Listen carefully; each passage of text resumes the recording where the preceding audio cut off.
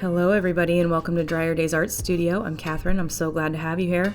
If you haven't seen the first part of this video, I encourage you to go watch that. It is all about how I lay these boundaries down for my resin geodes. I've been getting a lot of questions about that over on my Instagram, which is also just Drier Days on Instagram. I post a lot of these time lapses there and people are always asking what I use to make my boundaries. And that first video explains all of that, and this is the continuation just to show how I proceed on to make my geode once those boundaries are in place. A lot of my stones and glitter I do find at places like Joann's or Michael's. You can even find vase fillers at like the dollar store, Walmart. I even looked in the bridal section of Hobby Lobby and found the gold pieces that I'm using right now, and they almost have a point. They look like studs almost that you'd see on like a leather purse, and I wanted to add them to this. This was my first time using them and I thought they looked really cool. I combine a lot of my stones to get different looks for each piece. In this right here, I'm using recycled glass from a seller on Etsy that I will try to include a link in the description, and I'm also using a vase filler that I found at Hobby Lobby. This is straight dark brown recycled glass from that same shop on Etsy. And here you can see I taped off my sides. I prefer to do that just to keep the resin contained. I do peel it off after a certain amount of hours that you'll see. I am using Pro Marine resin for this piece. I kind of alternate between Stone Coat resin and Pro Marine recently. I really like them both a lot, get really nice results with them. Art resin is good too. I just have been kind of branching out and trying other products. If you need products or tools, please check out the description of all my videos, which have links to buy on Amazon, and I have an Amazon storefront too, which if you just click on that link, it will show you everything that I like to use. There just are a lot of helpful things that you can buy to help you out making these geodes, because they can be kind of tricky. Resin used to be very intimidating for me. It took a very long time for me to get comfortable using it, and you just have to be prepared. If you saw before, real quickly, before I put the board down, I use these yellow painter's triangles that I have a friend, Maggie, who watches the channel, and we've never met, but we are friends on social media, and she gives me so many great tips on things to check out to bring into my studio, and those painter's triangles are one of my favorite things that she's recommended. Again, you can find those on Amazon, and the links to buy will be in the description. I'll explain what I've been doing here. I am taking obviously my plain clear resin and going over those areas that have the loose stones or glitter. As you saw in the beginning, I did hot glue those areas down. However, sometimes you will still have loose stones. A lot of times the glitter too, the minute you go to hit it with your blowtorch or your heat gun, that glitter will go everywhere and it'll get in the resin.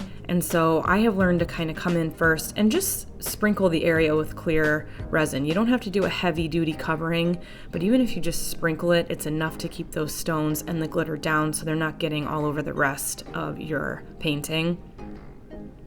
And just coming in now with my colored resin, I am using here Stone Coat's black base tint. This is a copper that I'm using. That is Liquitex Basics paint. You only need a tiny, tiny, tiny bit of paint or pigment or base tint in with your resin. If you put too much in, the resin is going to get really, really thick and it's going to be hard to use. I'm just showing here how I go in and lay in my resin in each section.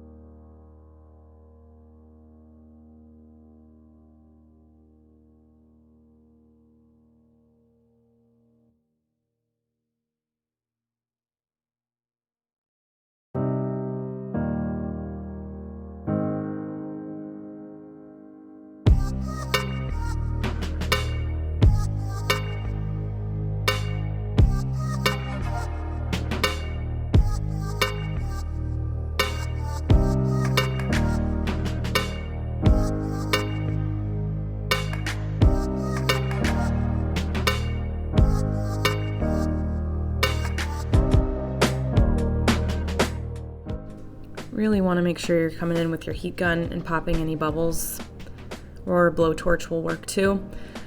I come in this time and I'm doing it thoroughly here. Once, I will wait about 15 or 20 seconds, come in and do it a second time. I will visually scan it then over the course of like another minute, and if it looks like I need to do it again, I will do it a third time. Okay, I've waited about 2 hours here with the Pro-Marine resin to pull my tape off. Come in gently with that heat gun to soften the sides so that the resin comes around and gets all nicely on my sides, and I'm just cleaning up any drips from that. With the Pro-Marine, I wait about an hour, not quite 2, because it does tend to dry a little bit faster than like Stone Coat. Stone Coat, I can wait 2 to 3 hours before I come in and pull my tape off.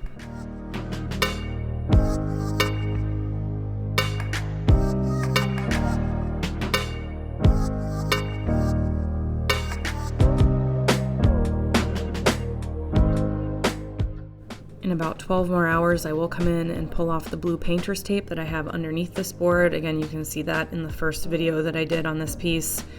I only did 1 coat on this piece, 1 layer of resin. If I were going to come in and do a second layer, I would have to retape the back and retape the sides again before I proceed, but I only did 1 layer in this piece, so I don't have to do that step.